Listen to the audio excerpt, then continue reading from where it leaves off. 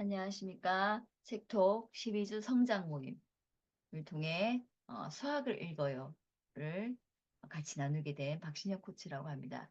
저는 현장에서 지금 약 한 30년 정도, 30년 전, 30년 정도 이제 우리 후대들에게 수학을 지도하고 있고 또 지금은 재능 기부만 하고 있습니다.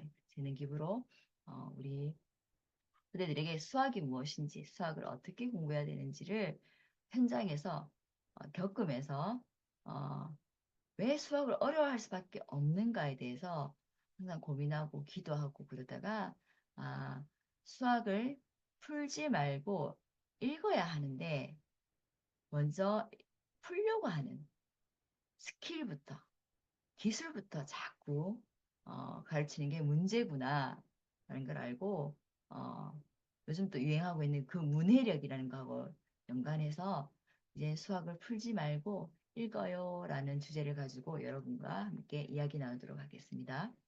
먼저 여러분들은 지금 어, 아마 지금 보시는 분들 중에서 수학적인 뇌를 많이 사용하시는 분들이 그닥 없을 거라 생각해요. 그래서 수학적인 두뇌를 조금 스트레칭하고 브레인 스트레칭을 하는 그런 시간을 가지도록 하겠습니다. 제가 한 세 문제 정도 준비를 했거든요. 한번 문제를 보고 답을 내고 화면을 정지했다 답을 내고 또 문제를 보고 그렇게 해주시면 감사드리겠습니다. 자, 첫 번째. 이 옷에 구멍이 몇 개일까요?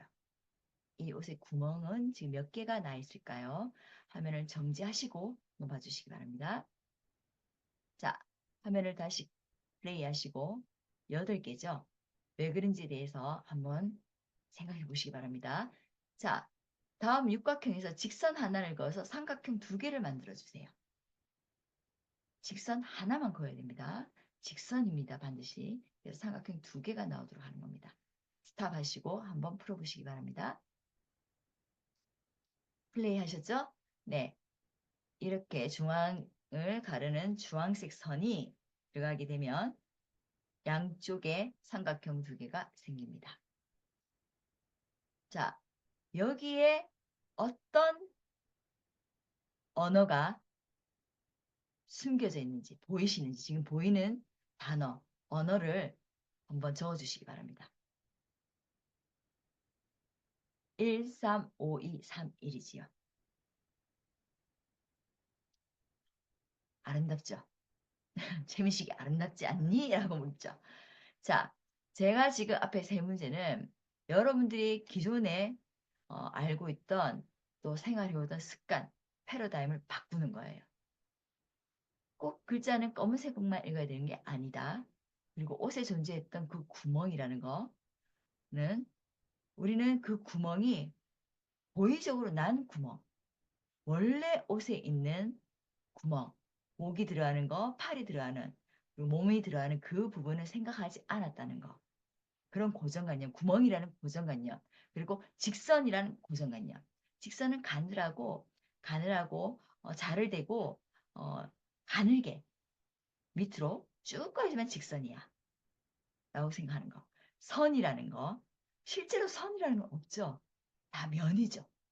실제로 들여다보면 그런 이제 고정관념들을 깨는 조금 우리가 하나님이 주신 이 뇌를 조금 더 무한하게 사용할 수 있는 그런 트레이닝 하는 연습이었습니다. 자, 챔식이 지금 말하고 있는 아름답지 않니? 라고 했는 이 아름답다라는 의미. 보이는 대상이나 흠야, 목소리 따위가 균형과 조화를 이루어 눈과 귀에 즐거움과 만족을 줄 만한 상태를 아름답다고 합니다. 그러면 수학은 얼마나 아름다울까요? 하나님이 이 세상을 창조하실 때 성경책 창세기 1장 1절부터 숫자는 등장합니다. 수는 항상 등장합니다. 그리고 하나님이 천지를 창조하실 때 그 원리와 그 규칙은 아무렇게나 막 만드신 게 아니에요. 그 속에는 엄청난 질서의 하나님이 들어가시고 논리의 하나님, 공의의 하나님이 들어가 계시거든요. 그래서 수학을 배운 분들이 수학자들이 의외로 기독교 크리스찬들이 많습니다. 그리고 어, 그 철학을 하시는 분들이 수학을 많이 해요. 의외로. 저는 사진을 전공했어요. 미학을 전공했어요. 근데 수학을 좋아해요. 수학은 사랑해요, 저는. 수학이 너무너무 아름다워요. 수학만큼. 자, 그래서 수학이 얼마나 아름다운지를 한번 보는 그런 문제들이었습니다. 그럼 수학 읽기란 무엇인가? 수학은 사전적인 의미입니다. 지금 나와 있는 수량 및 공간의 성질에 관한 연구를 한 학문. 수학은 수량 및 공간의 성질에 관한 연구입니다. 자, 수량과 공간의 성질 하면 어디가 떠올라야 되냐면 여러분 이집트가 떠올라야 돼요. 이집트는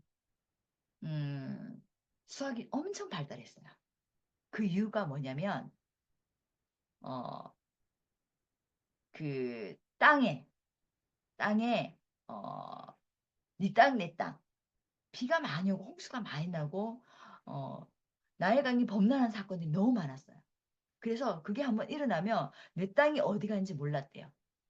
내 땅이 어디서부터 어디까지인지를 다 몰랐대요. 그래서 이 수량과 공간을 측정하고 또 경계선을 자기의 이익을, 자기의 땅을 지키기 위해서 수학이 엄청 발달할 수밖에 없었다고 합니다. 자, 그 다음 읽기란 그러면 국어학습에서 글을 바르게 읽고 이해하는 일이다. 국어학습. 자, 우리는 국어가 한글이죠. 세종대왕님이 만드신 한글. 미국의 국어는 영어입니다. 프랑스의 국어는 불어입니다. 자, 이렇게 수학에도 국어가 있어요. 수학적 기호예요. 그러면 수학 읽기란 수량 및 공간의 성질에 관한 연구를 한 그것들을 수학적 기호로 간단하게 표현한 기호들이 있어요. 그 기호들을 바르게 읽고 이해하는 일입니다. 수학 읽기는. 그래서 수학에서 기호는 미국에 가면 영어를 따로 배워야 되고 프랑스에 가면 불어를 따로 배워야 되는 게 아니에요. 수학의 기호는 전 세계 공통 언어예요. 더하기가 미국에 간다고 마이너스가 되지 않아요. 의미가 똑같아요. 인도에 간다고 더하기가 나누기가 되지 않아요. 그 기호는 똑같아요. 의미는 그 기호가 가진 의미는 똑같아요. 그래서 수학만큼은 전 세계 공통 언어입니다. 그래서 수학 읽기를 잘해야 돼요. 수학은 언어입니다. 그래서 수학 읽기를 해야 합니다. 그래서 수학은 풀기 전에 먼저 읽어야 돼요. 언어기 때문에. 먼저 풀기 전입니다, 여러분. 근데 지금 우리나라 수학 교육 방식은 풀어요. 기능만 가르쳐요. 스킬만 가르쳐줘요. 그렇기 때문에 학생들이 긴 문장, 서술형 문장이 나오면 무조건 나는 할 수 없어. 못해. 포기부터 하는 거예요. 문제에 벌써 지고 들어가는 거예요.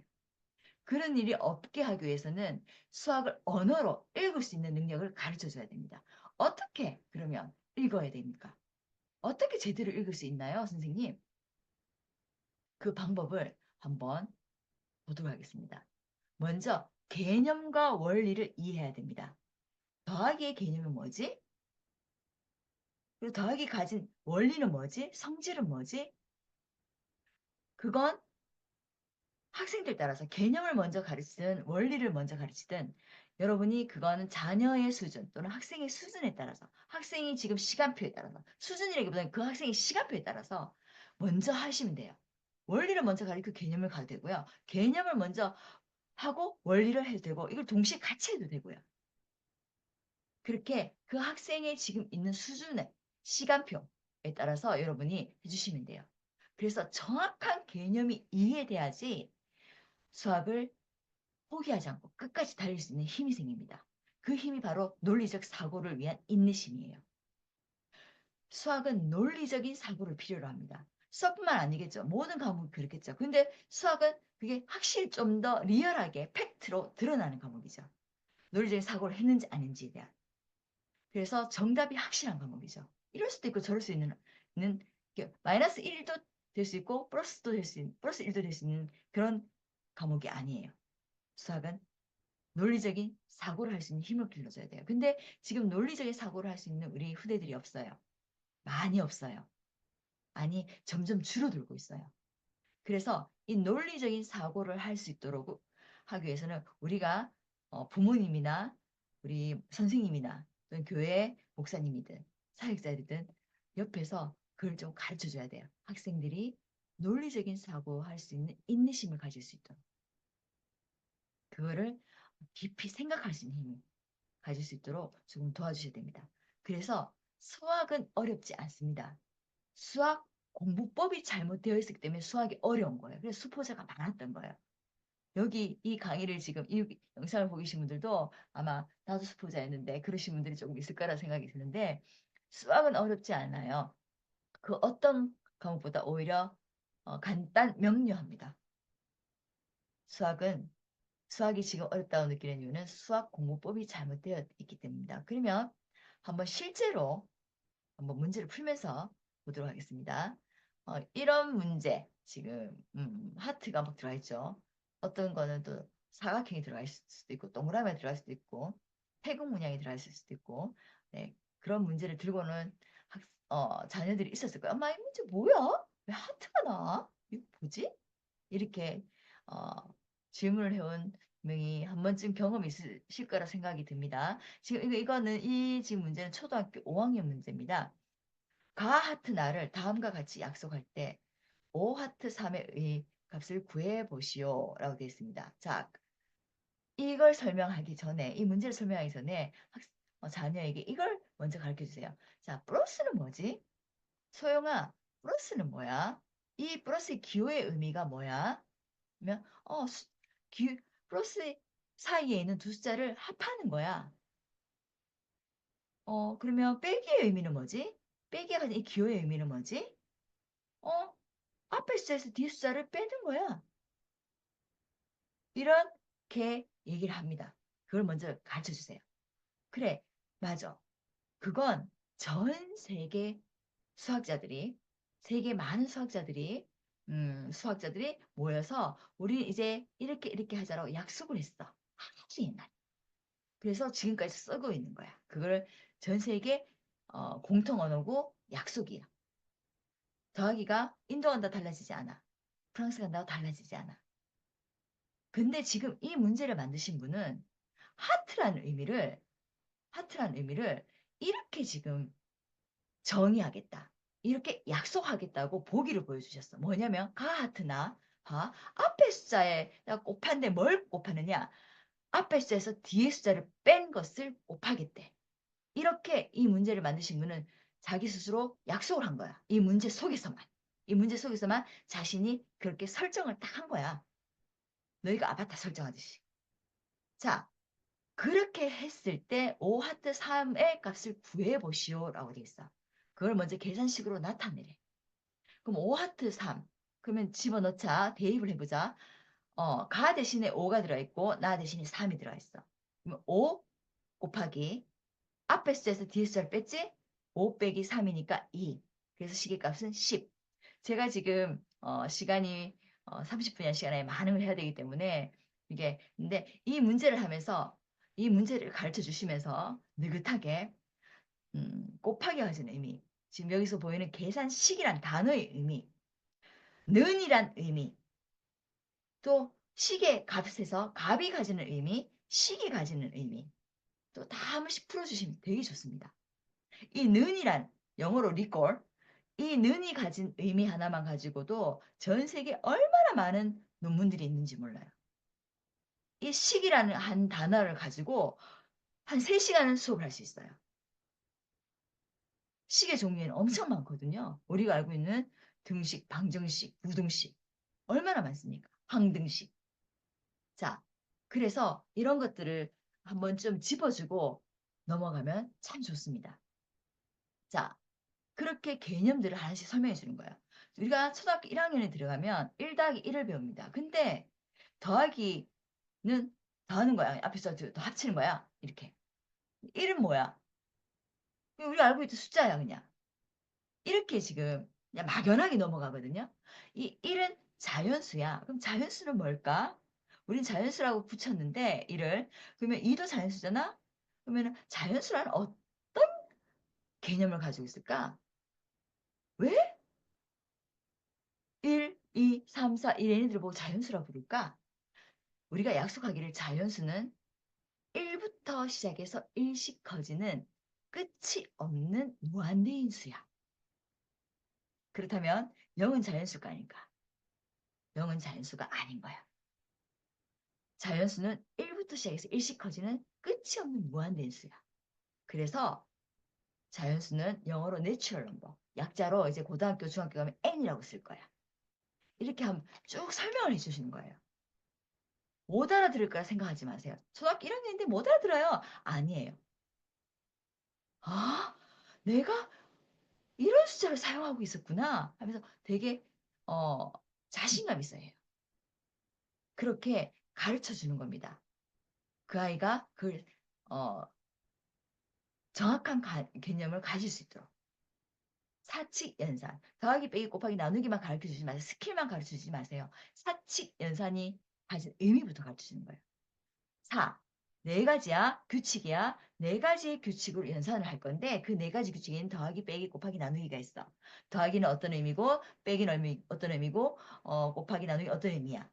근데 이 의미들이 중학교까지만 사용할 거야. 고등학교 가면 빼기와 나누기가 없어져. 없어진다기보다는 바뀌어.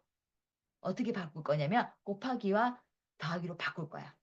고등학교 가면. 그래서 나누기와 빼기는 사용하지 않아. 고등학교 가서. 곱하기와 더하기만 사용하게 돼. 학년이 높아갈수록 오히려 수학은 더 쉬워져. 이렇게 여러분들이 설명을 하고 수학을 정말 읽어주시고 학습할 수 있다면 아이들에게 지도할 수 있다면 정말 수학은 수포자들이 나올 수가 없어요. 재밌어요. 그리고 0이 가진 의미. 아까 자연수 0이 들어왔니? 아니지. 0이 뭘까? 0은 뭘까? 아무것도 없는 상태? 빈 상태? 뭐지? 이렇게 0이 가진 의미. 0은 자연수가 아니라면 0은 뭐야? 뭘까? 이렇게 질문을 던지면서 대화하면서 읽어주는 겁니다. 이렇게 하면 수학이 읽어집니다. 재밌어집니다. 스토리텔링하고는 조금 틀려요. 자, 그렇다면 여러분에게 미션이 나갑니다. 이 수학은 발명일까요? 발견일까요? 발명이라고 생각하시면은 발명인 이유에 대해서 적어주시고 발견이라고 생각하시면 발견이란 이유에 대해서 그 종이에 노트에 적어서 찍어 올려주시면 됩니다. 이게 수학을 읽다의 미션입니다. 한 번쯤 깊이 고민해 보시기 바랍니다. 과연 수학은 발명인가 발견인가? 책도 찾아보시고 여러 유튜브의 컨텐츠들도 한번 보시고 이렇게 한번 해주시면 감사하겠습니다. 자, 긍정은 논리입니다. 논리적으로 생각해, 객관적으로 생각해봐, 논리적으로 생각해봐 라고 우리가 보통 말을 하면 그 논리라는 객관적인이라는 단어 속에 우리는 다른 걸 집어넣어요. 논리적이다, 객관적이다는 불평, 불만, 비난, 비평 이렇게 생각을 해요. 아닙니다. 논리는 긍정입니다. 논리적으로 생각하면 생각할수록 감사가 나와요. 은혜가 돼요. 하나님의 사랑이 보이고 이 천지를 창조하신 그 하나님의 무한한 능력이 보이기 시작합니다. 그래서 긍정이 옵니다. 감사가 옵니다. 논리는 긍정입니다. 긍정은 논리입니다. 그러면 비평, 비판 이건 뭐냐? 게으름이에요. 낙천적인 거와 긍정은 다릅니다. 우리 학생들에게 수학을 포기하고 또는 학업을 포기하고 뭔가를 포기하는 우리 학생들에게 또는 후대들에게 긍정적인 사고와 낙천적인 사고는 다르다는 걸 가르쳐 줘야 돼요. 반드시. 그래서 느린 거와 누림은 다르거든요. 느린 사람과 누리는 사람은 다르고 게으른 사람과 낙천적인 사람, 논리적인 사람과 긍정적인 사람 이런 구분을 명확하게 읽어주시기 바랍니다. 가르쳐 주시기 바랍니다. 특히 뭔가 잘못을 했을 때 많은 우리 학생들이 뭐 제가 좀 긍정적이에요. 뭐 시험 못 치고 안 하고 저는 긍정적이에요. 잘 되겠죠? 이렇게 해요. 자기가 게으름 피운 거, 낙천적으로 불어서 느려서 게을러서 하지 못한 것들은 감춰버려요. 그 말로, 긍정적인 말로. 그래서 여러분들이 그런 논리에 대한 제대로 된 사고부터 할 수 있도록 가르쳐 주시면 감사하겠습니다. 아니, 우리 후대들에게 도움이 될 것 같아요. 질문의 방식으로 계속 개념을 말하라. 이 말은 우리 딸이 저에게 질문을 할 때, 엄마 이 문제 모르겠어 가르쳐줘. 이게 아닙니다. 이렇게 하면 혼나요. 엄마 이 문제에서 이걸 이렇게 하라는 건데 이거는 어 이런 거 아니야? 라고 말할 수 있도록. 그래서 자기 입에서 그 개념이 한 번쯤 표현되고 선포할 수 있는, 말할 수 있는 기회로 자꾸 만들어주세요. 쉽게 말하면 이거예요. 엄마, 사과가 두 개 있고 뭐인데 이거 더하기 하면 되는 거 아니야? 더하기는 합하는 거잖아. 앞에 거와 뒤에 거를 합치면 되잖아. 이렇게 질문할 수 있도록. 질문이, 질문 속에 개념이 들어갈 수 있도록 여러분들이 그렇게 지도를 해주시면 또 같이 학생들과 또 자녀들과 이야기를 해주시면 참 수학이 재미있을 것 같아요. 그래서 한 아이의 수학 수준은 언어 발달의 수준으로 정하는 게 좋습니다. 학년이 올라간다고 수학 레벨을 올리고 단계를 올리고 그러면 안 돼요. 그건 정말 잘못 그 아이를 수학을 더 못하게 만들어요. 이 아이의 수준은 아직까지 수준은 1학년이야. 어떤 특정 학년을 얘기하고 수준을 단계를 얘기해서 조금 그렇지만 1학년이야. 근데 얘 3학년 올라가. 수학 3학년 걸 가르쳐요. 그렇게 하지 마시고 언어 발달 수준의 수학 수준을 맞추세요. 학년 아닙니다. 나이 아닙니다. 언어 발달 수준이에요. 문해력이에요.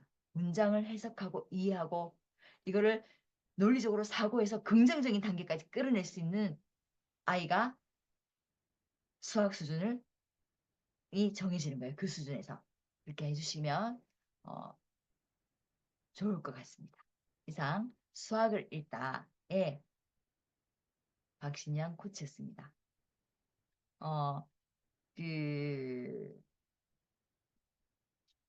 혹시 자녀들을 키우면서 질문을 했을 때 또는 우리 자녀에게 수학뿐만 아니라 학업을 가르칠 때 고민되는 것들, 질문이 있는 것들 있으시면 카톡으로 보내주시면 제가 도와드리겠습니다. 그리고 아까 미션 수학은 발명인가 발견인가 한번 좀 생각해 보시고 올려주시고 그리고 제가 컨텐츠 유튜브에 학생들이 봤으면 좋겠다. 그리고 학부모들도 같이 봤으면 좋겠다는 컨텐츠를 두 개를 소개해 드리겠습니다. 먼저 EBS에서 만든 이유를 묻는 수학이에요. 이유를 묻는 수학. 우리 자녀가 중학교 가면 제일 먼저 이제 곱하기 더하기 플러스 곱하기 마이너스는 마이너스야라는 걸 이제 배우거든요. 그 왜? 플러스 곱하기 마이너스가 왜 마이너스야? 라고 물었을 때 답을 할 수 있어야 돼요. 근데 이걸 답을 못 합니다, 지금. 많은 학교 선생님, 학원 선생님, 학부모들이 못 하고 있습니다. 그러면서 아이들 보고는 수학을 못 한대요. 혼을 내요. 그래서 이런 이유를 물어왔을 때 우리 부모님들이 준비할 수 있는 그런 것들입니다. 그래서 이유를 묻는 수학을 보시면 좋고 또 조한호 수학 통역사 조한호 선생님의 컨텐츠가 있습니다. 수학 통역사 조한호 선생님 개념 위주로 계속 설명하는 겁니다. 그리고 연산, 암산 하는 연습을 계속 많이 시켜주는 그런 컨텐츠인데 한번 보시고 여러분들이 정말 수학이 얼마나 아름다운가 수학을 정말 읽어낼 수 있는 그래서 나중에는 수학으로 창작의 단계까지 갈 수 있는 그런 좋은 시간을 가졌으면 좋겠습니다. 이상 박신혜 코치였습니다. 감사합니다.